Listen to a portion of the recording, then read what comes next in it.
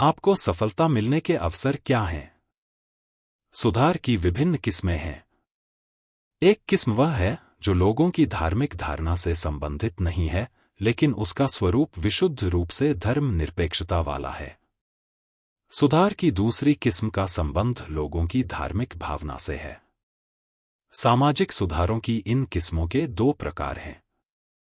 एक में सुधार धर्म के सिद्धांतों के अनुरूप होता है और उन लोगों से जो इन सिद्धांतों से विचलित हो गए हैं, यह कहा जाता है कि वे उनको फिर से स्वीकार कर लें और उनका पालन करें। दूसरे प्रकार के सुधार में न केवल धार्मिक सिद्धांतों में हस्तक्षेप किया जाता है, बल्कि उनका पूर्ण रूप से विरोध किया जाता है और लोगों से यह कहा जाता है कि वे इन सिद्धांतों का पालन न करें और उनकी सत्ता की अवज्ञा करें। जाति व्यवस्था ऐसे कुछ धार्मिक विश्वासों का स्वाभाविक परिणाम है जो शास्त्र सम्मत हैं। शास्त्रों के बारे में यह विश्वास किया जाता है कि ईश्वर द्वारा प्रेरित उन ऋषियों का आदेश निहित है जो अलौकिक प्रज्ञा से संपन्न थे। अतः ऋषियों की आज्ञाओं का उल्लंघन नहीं किया जा सकता। यदि उल्लंघन किया जाएगा तो पाप लगेगा। सुधार का एक और प्रकार है, वह है जाति व्यवस्था को नष्ट करना। यह सुधार तीसरे वर्ग के अंतर्गत आता है। लोगों से जात पात त्यागने के लिए कहने का अर्थ उनको मूल धार्मिक धारणाओं के विपरीत चलने के लिए कहना है। यह स्पष्ट है कि सुधार का पहला और दूसरा मार्ग सरल है, लेकिन तीसरे मार्ग के सुधार में अत्यधिक कार्य करना होगा, जो प्रायः असंभव सा है। हिंदू सामाजिक व्यवस्था को पवित्र मानते हैं। जाति व्यवस्था का आधार ईश्वरीय है। अतः आपको इस पवित्रता और देवत्व को नष्ट करना होगा जो जाति व्यवस्था में समाया हुआ है।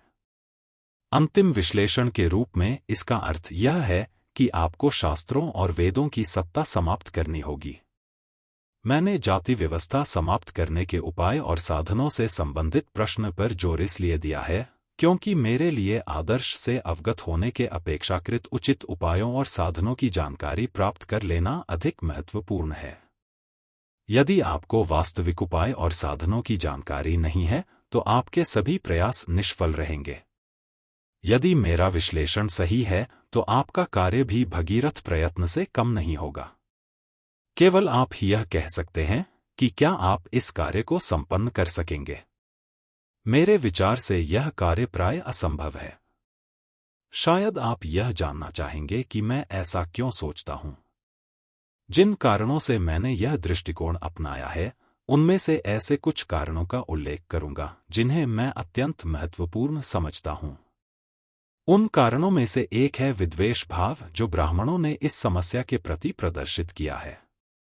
ब्राह्मण राजनीतिक तथा आर्थिक सुधार के मामलों के आंदोलन में सदैव अग्रसर रहते हैं, लेकिन जात पात के बंधन तोड़ने के लिए बनाई गई सेना में वे शिविरानुयायी, कैंप फॉलोअर्स के रूप में भी नहीं पाए जाते।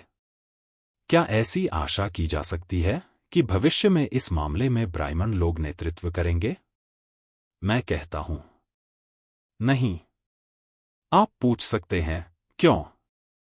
आप दलील दे सकते हैं कि इसका कोई कारण नहीं है कि ब्राह्मणों को सामाजिक सुधार से क्यों दूर रहना चाहिए।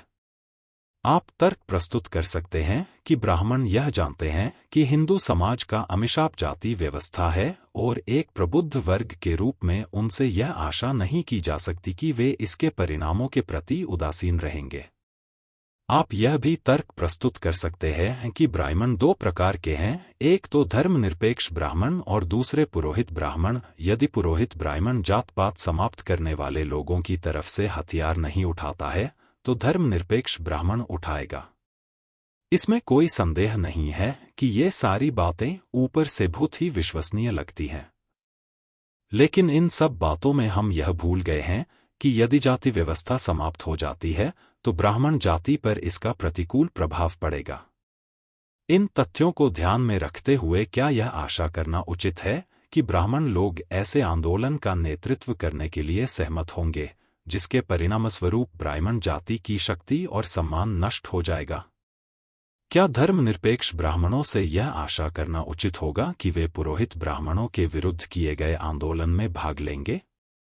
मेरे निर्णय के अनुसार धर्मनिरपेक्ष ब्राह्मणों और पुरोहित ब्राह्मणों में भेद करना व्यर्थ है। वे दोनों आपस में रिश्तेदार हैं। वे एक शरीर की दो भुजाएं हैं। एक ब्राह्मण दूसरे ब्राह्मण का अस्तित्व बनाए रखने हेतु लड़ने के लिए बाध्य है। इस संबंध में मुझे प्रोल डाइसी की सारगर्भित टिप्पणियां याद आती हैं, जो उन्होंने अपने इंग्लिश कॉन्स्टिट्यूशन में दी हैं। संसद की विधायी सर्वोच्चता की वास्तविकता परिसीमा के संबंध में डाइसी ने कहा है, किसी भी प्रमुता संपन्न, विशेषत संसद द्वारा सत्ता का वास्तविक प्रयोग दो परिसीमाओं से परिबद्ध या नियंत्रित है। इनमें एक बाह्य और दूसरी आंतरिक परिसीमा है। किसी प्रमुता संपन्न की वास्तविक शक्ति की बाह्य सीमा ऐसी संभावना या निश्चितता को कहा जाता है कि उसकी प्रजा या अधिकांश प्रजा उसके कानूनों की अवज्ञा या विरोध करेगी। प्रभुसत्ता के प्रयोग की आंतरिक सीमा स्वयं प्रमुसत्ता के स्वरूप से उत्पन्न होती है। निरकुंश शासक भी अपने चरित्र के अनुसार अपनी शक्तियों का प्रयोग करता है, जिसका निर्माण उसकी परिस्थिति, तत्समय प्रवृत्त नैतिक भावनाओं और उस समाज के आधार पर होता है जिससे वह संबंधित है। सुल्तान अगर चाहता भी तो मुस्लिम विश्व के धर्म को परिवर्तित नहीं कर सका। लेकिन यदि वह ऐसा कर भी सकता था तो यह बिल्कुल असंभव था कि मुस्लिम धर्म का अध्यक्ष मुस्लिम धर्म को समाप्त करना चाहेगा। सुल्तान की शक्ति का प्रयोग करने से संबद्ध आंतरिक व्यवस्था भी इतनी ही मजबूत थी जितनी की बाह्य परिसीमा। लोग भी व्यर्थ का प्रश्न पूछते हैं कि पोप ने अमुक सुधार लागू क्यों नहीं किया। इसका सही उत्तर यह है कि एक क्रांतिकारी ऐसा व्यक्ति नहीं है जो पोप बन जाए, और जब कोई आदमी पोप बन जाएगा तब वह एक क्रांतिकारी बनना नहीं चाहेगा। मेरे विचार से अम्युतियां भारत के ब्राह्मणों पर भी समान रूप से लागू होती हैं, और कोई भी व्यक्ति यह कह सकता है कि यदि कोई व्यक्ति पोप बन जाता है तो एक क्रांतिकारी बनने की उसकी इच्छा नहीं होती। जो व्यक्ति ब्राह्मण पैदा हुआ है वह एक क्रांतिकारी बनने की इच्छा बहुत कम करता है।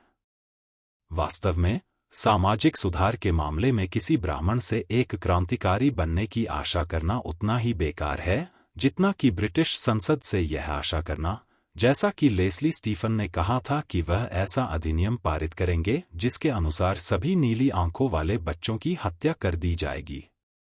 आप में से कुछ यह कहेंगे कि यह एक मामूली बात है कि जाति प्रथा समाप्त करने के आंदोलन का नेतृत्व करने के लिए ब्राह्मण आगे आए अथवा नहीं।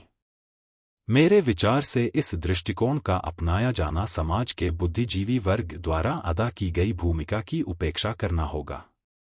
चाहे आप इस सिद्धांत को माने या न माने कि एक महान पुरुष इतिहास का निर्माता होता है, लेकिन आपको इतना अवश्य स्वीकार करना होगा कि प्रत्येक देश में बुद्धिजीवी वर्ग सर्वाधिक प्रभावशाली वर्ग रहा है, वह भले ही शासक वर्ग न रहा हो।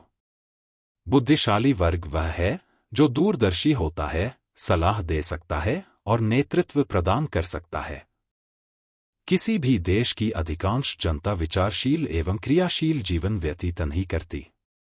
ऐसे लोग प्राय बुद्धिजीवी वर्ग का अनुकरण और अनुगमन करते हैं। यह कहने में कोई अतिशयोक्ति नहीं होगी कि किसी देश का संपूर्ण भविष्य उसके बुद्धिजीवी वर्ग पर निर्भर होता है। यदि बुद्धिजीवी वर्ग ईमानदार, स्वतंत्र और निष्पक्ष है तो उस पर यह भरोसा किया जा सकता है कि संकट की घड़ी में वह पहल करेगा और उदित नेतृत्व प्रदान करेगा। यह ठीक है कि प्रज्ञा अपने आप में कोई गुण नहीं है। यह केवल साधन है और साधन का प्रयोग उस लक्ष्य पर निर्भर है जिसे एक बुद्धिमान व्यक्ति प्राप्त करने का प्रयत्न करता है। बुद्धिमान व्यक्ति भला हो सकता है, लेकिन साथ ही वह दुष्ट भी हो सकता है। उसी प्रकार बुद्धिजीवी वर्ग उच्च विचारों वाले व्यक्तियों का एक दल हो सकता है जो सहायता करने के लिए तैयार रहता है और पथभ्रष्ट लोगों को सही रास्ते पर लाने के लिए तैयार रहता है। बुद्धिजीवी वर्ग धोखेबाजों का एक गिरोह या संकीर्ण गुट के वकीलों का निकाय हो सकता है जहां से उसे सहायता मिलती है। आपको यह सोचकर खेद होगा कि भारत में बुद्धिजीवी वर्ग ब्राह्मण जाति का ही दूसरा नाम है। आप इस बात पर खेद व्यक्त करेंगे कि ये दोनों एक हैं। बुद्धिजीवी वर्ग का अस्तित्व किसी एक जाति से आबद्ध होना चाहिए और इस बुद्धिजीवी वर्ग को ब्राह्मण जाति के हितों एवं आकांक्षाओं में साझेदारी करनी चाहिए, जिसने अपने आप को देश के हितों के बजाय उस जाति के हितों का अभिरक्षक समझ रखा है। सारी स्थिति अत्यंत खेदजनक हो सकती है, लेकिन सच्चाई यह है कि ब्राह्मण लोग ही हिंदुओं का बुद्धिजीवी वर्ग है। यह केवल बुद्धिजीवी वर्ग ही नहीं है, बल्कि यह वह वर्ग है जिसका कि शैव हिंदू लोग बहुत आदर करते हैं। हिंदुओं को यह पढ़ाया जाता है कि ब्राह्मण भूदेव हैं, वर्णानामरी ब्राह्मणों गुरु। हिंदुओं को यह पढ़ाया जाता है कि उनके शिक्षक केवल ब्राह्मण ही हो सकते हैं। मनु ने कहा है, यदि यह पूछा जाए कि धर्म के उन विषयों में क्या किया जाएगा जिनका कि विशेष रूप से उल्लेख नहीं किया गया है, तो उत्तर यह है कि शिष्ट ब्राह्मण जो भी प्रस्तुत करेंगे वह विधिमान्य होगा। अनाम्रातेषु धर्मषु कथं स्यादिति चेद्भवेत्। यं शिष्टा ब्राह्मण ब्रूयुः सधर्म स्यात् षडिज कथ। जब ऐसा बुद्धिजीवी वर्ग जिसने शेष हिंदू समाज पर नियंत्रण कर रखा है जाति व्यवस्था में सुधार करने का विरोधी है, तभी मुझे जाति प्रथा समाप्त करने वाले आंदोलन का सफल होना नितांत असंभव दिखाई देता है। मैं यह क्यों कहता हूं कि यह कार्य असंभव है, इसका दूसरा कारण तब स्पष्ट होगा जब आप यह याद रखेंगे कि जाति व्यवस्था के दो पक्ष हैं। पहले पक्ष के अनुसार मनुष्यों को अलग अलग समुदायों में विभाजित किया जाता है। जाति व्यवस्था के दूसरे पक्ष के अनुसार सामाजिक दर्जे में इन समुदायों का सोपानिक क्रम निर्धारित किया जाता है। प्रत्येक जाति को गर्व है और इस बात से संतुष्टि है कि वह जातिक्रम में किसी अन्य जाति से ऊंची है। इस श्रेणीकरण के बाह्य लक्षण के रूप में सामाजिक और धार्मिक अधिकारों का भी एक श्रेणीकरण है, जिन्हें शास्त्रीय रूप से अष्टाधिकार और संस्कार कहा जाता है। किसी जाति का दर्जा जितना ऊंचा होगा, उतने ही अधिक उसके अधिकार होंगे। जिस जाति का दर्जा जितना नीचा होगा, उतने ही कम उसके अधिकार होंगे। समुदायों के इस श्रेणीकरण तथा जातियों के इस सोपान ने जाति व्यवस्था के विरुद्ध एक सामूहिक मोर्चा रोलना असंभव बना दिया है। यदि कोई जाति अपने से ऊंची जाति के साथ रोटी बेटी का संबंध करने के अधिकार दावा करती है, तो उसका तत्काल निषेध कर दिया जाता है और शरारती लोग, जिनमें अनेक ब्राह्मण भी शामिल हैं, यह कहते हैं कि यह रोटी बेटी का संबंध अपने से नीची जाति तक ही अनुमत होगा। सभी लोग जाति व्यवस्था के दास हैं, लेकिन सभी दासों का दर्जा बराबर नहीं है। आर्थिक क्रांति लाने हेतु सर्वहारा वर्ग को उत्तेजित करने के लिए कार्ल मार्क्स ने उनसे यह कहा था, दासता को छोड़कर आपका और कुछ नहीं जाएगा। जिस कलात्मक ढंग से विभिन्न जातियों में सामाजिक और धार्मिक अधिकार वितरित, किसी जाति को ज्यादा तो कुछ को कम किए गए थे, कार्ल मार्क्स के नारे का वह कलात्मक ढंग जाति व्यवस्था के विरुद्ध हिंदुओं को उत्तेजित करने के लिए एकदम बेकार है। जातियां उच्च और अवर प्रभुसत्ताओं की श्रेणीकृत व्यवस्था होती हैं।